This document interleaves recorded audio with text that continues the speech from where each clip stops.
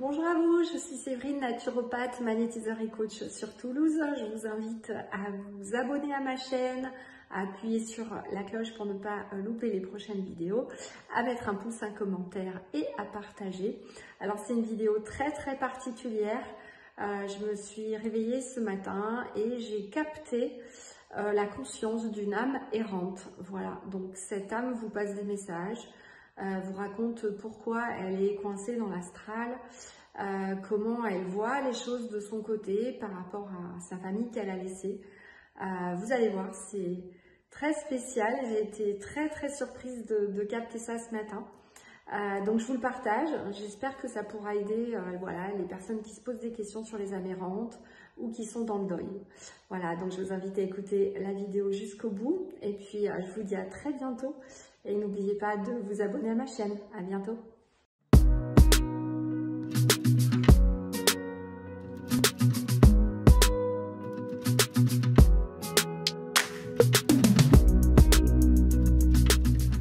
Vous êtes beaucoup à vous poser la question sur les âmes errantes. Je suis une âme errante. J'erre depuis des siècles dans l'astral, dans ce que vous pourriez appeler la 4e dimension.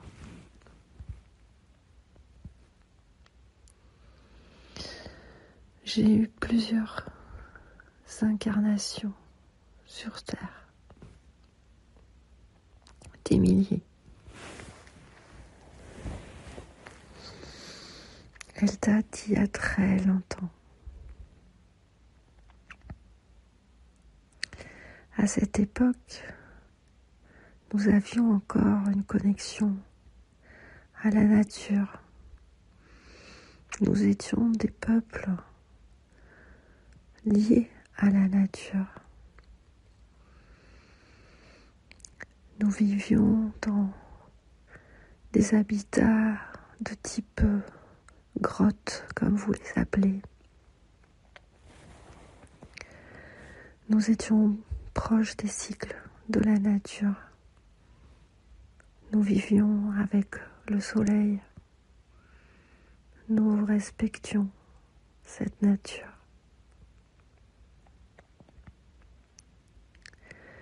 Nous étions en harmonie avec les éléments autour de nous. Mais pourtant, nous n'étions pas forcément plus heureux comme vous l'appelez maintenant.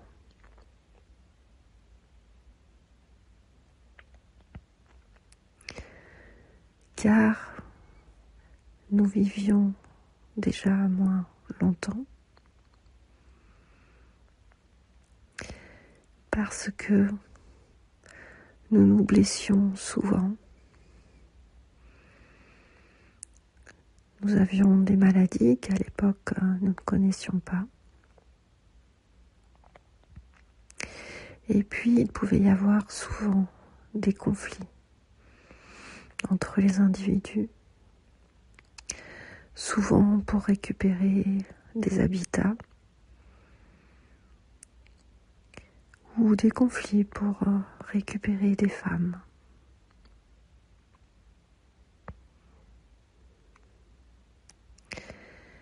Finalement, des peuples parfaitement harmonieux, ce dont vous rêvez en ce moment sur la Terre, cela a-t-il vraiment déjà existé ? Vous avez entendu dans toutes les légendes des sortes de guides qui en fait contrôlaient leur cité, leur population. Vous avez souvent entendu toutes ces sociétés organisées qui en fait finissaient mal. Actuellement, lorsque vous attendez cette nouvelle terre, que vous fantasmez sur le fait d'être complètement heureux,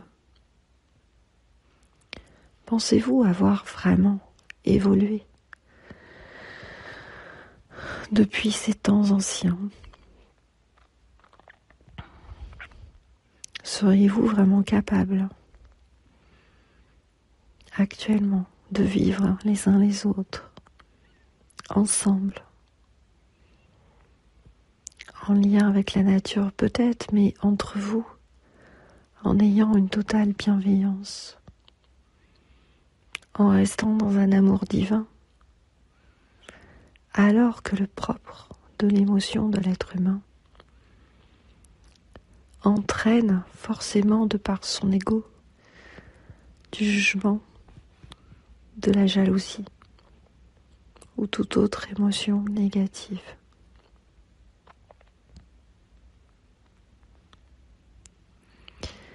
C'est ma vision aujourd'hui, alors que je ne suis pas encore remontée à des plans supérieurs.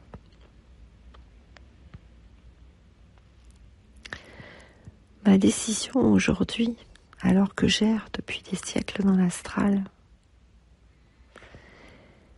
et que je sais parfaitement que je pourrais monter,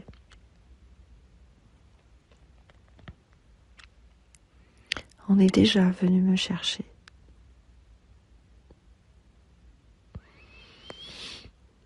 Mais vous ne vous rendez pas compte à quel point l'expérience humaine est riche, à tel point ce que vous appelez des guerres, des événements négatifs, tout un tas de choses permet vraiment d'expérimenter des champs incroyables, émotionnels. Cela est bien plus amusant que beaucoup de plans dans les autres univers.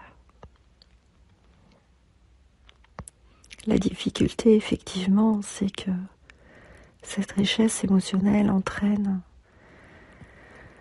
un certain nombre de coupures de l'amour divin entre les hommes et la terre, et la nature et l'univers.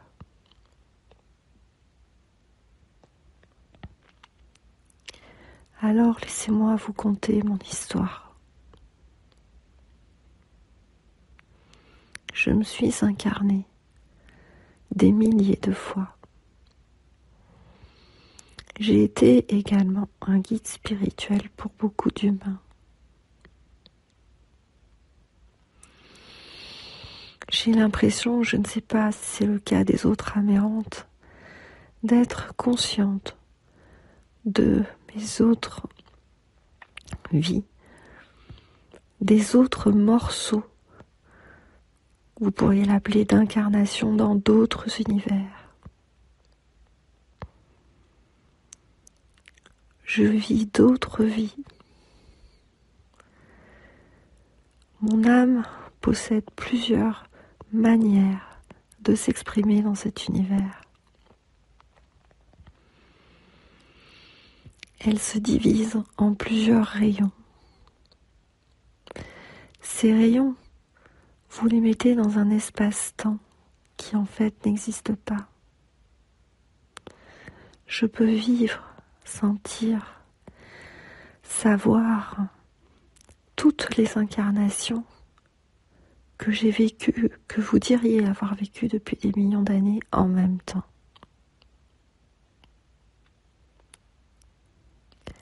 J'ai une conscience accrue de cela. Et cela vous paraîtrait impossible en tant qu'être humain de pouvoir voir toutes les incarnations que vous pourriez avoir. Que ce soit la première conscience que vous auriez dans l'eau, sous différentes formes, du mollusque à l'animal, puis l'animal sur la terre ou dans les airs. les incarnations.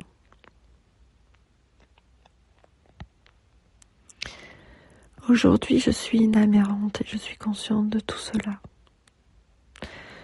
Je suis en mesure de comparer toutes mes incarnations dans les autres univers, dans les autres dimensions et sur la Terre.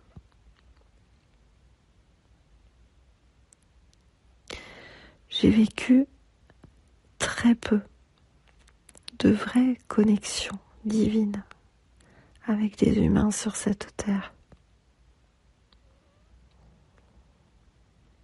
Car il est très compliqué de pouvoir incarner sur la terre un amour vraiment pur et divin. Vous, êtres humains, vous avez l'impression, avec votre famille, vos enfants, que c'est l'amour le plus divin que vous puissiez capter.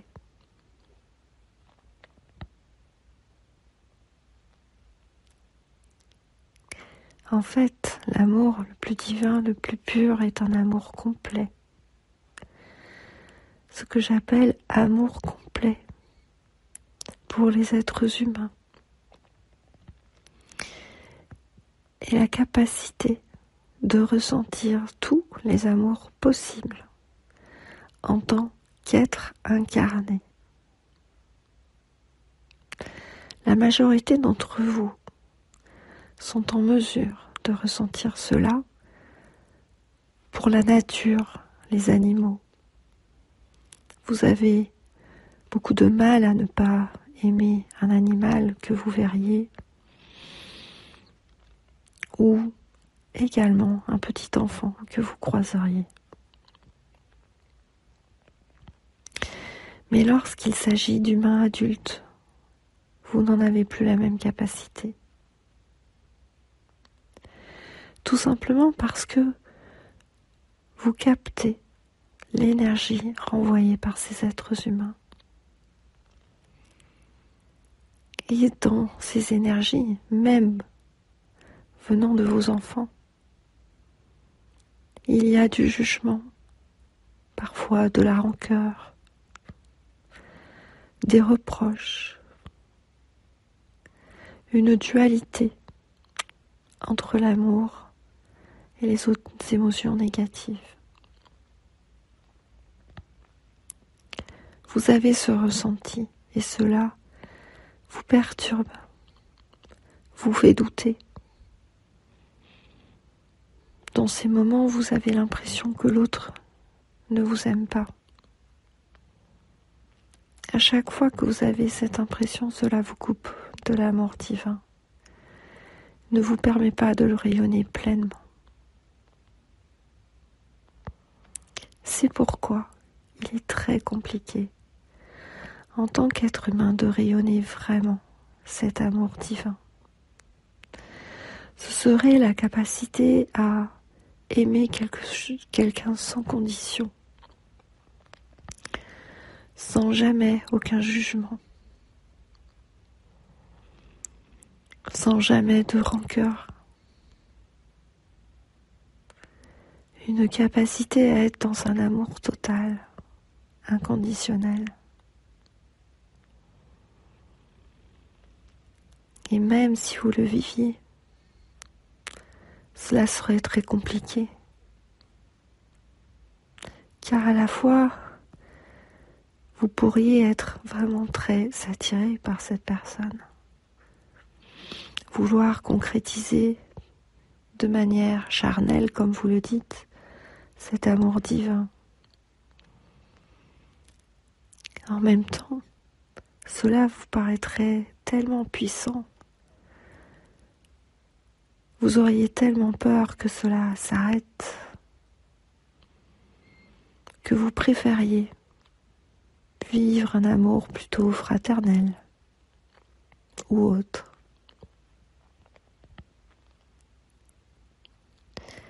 Mais la vraie manière d'incarner l'amour divin, c'est de l'incarner sans aucune limite.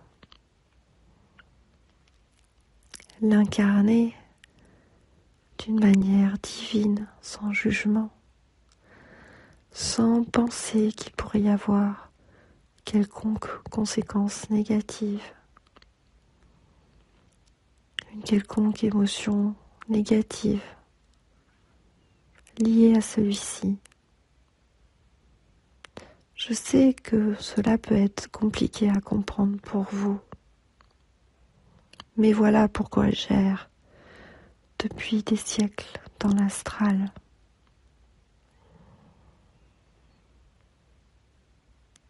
Dans toutes mes incarnations, j'ai pu vivre 3 amours divins, 3 incarnations extrêmement puissantes, où vous pouvez ressentir pour la personne ce que vous appelez tous les types d'amour. Aimer quelqu'un comme son propre enfant et pouvoir donner sa vie. Aimer quelqu'un comme votre amant, d'une force où vous ne pouvez pas résister. Où vous pourriez vous évanouir. Tellement, vous le dites, vous en tant qu'être humain, cela est fort.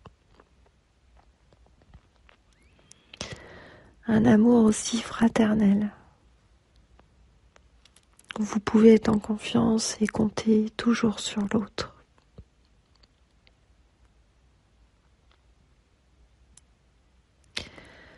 Alors, lorsque dans une vie,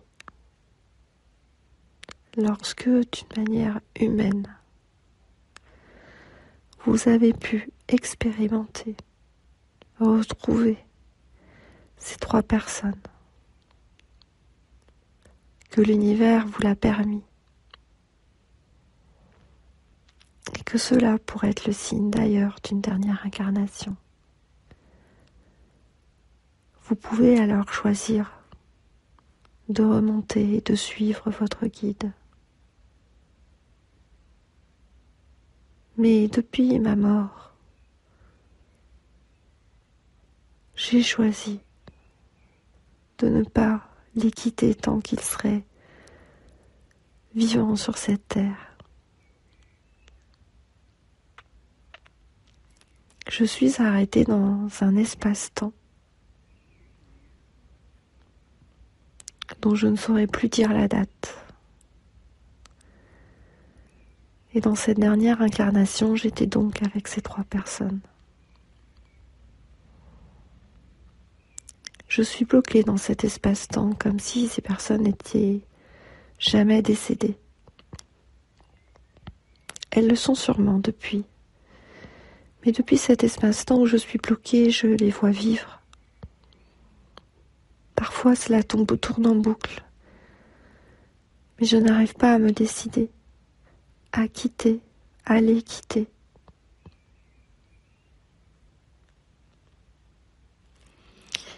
Alors je pense que certains d'entre vous pourrez comprendre cela. Et que lorsque vous avez des personnes à qui vous tenez vraiment, et que cela est difficile lorsqu'ils partent, qu'il est compliqué pour vous de vous en remettre, vous pourriez en conscience, lors de méditation ou par tout autre moyen, pouvoir parler à vos proches décédés afin qu'ils n'aient pas comme moi. Car j'attends un signe d'eux. Je pense que cela m'aiderait à me décider à partir. J'ai comme une conscience qui reste sur cette terre et comme si une partie de ma transition vers la mort restait, une partie du mental sur cette terre qui me rattache à cet espoir d'avoir un signe de leur part. J'ai croisé d'autres âmes, j'ai fini par entendre des choses. Certains disent que je pourrais beaucoup mieux entrer en communication avec eux depuis là-haut.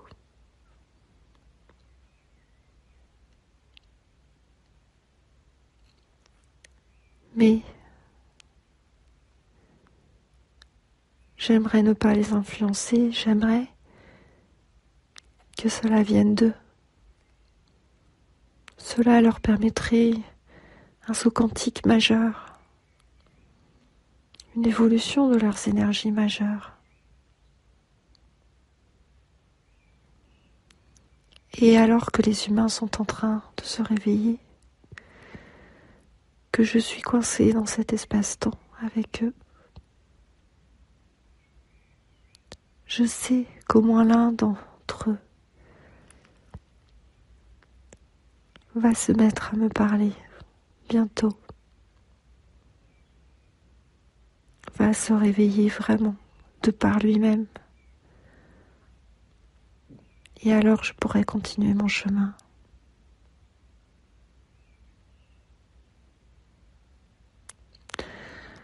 Alors, je sais qu'un certain nombre d'entre vous, vous aidez les âmes à passer au-delà. Mais vous saurez pourquoi maintenant certaines âmes choisiront de ne pas le faire.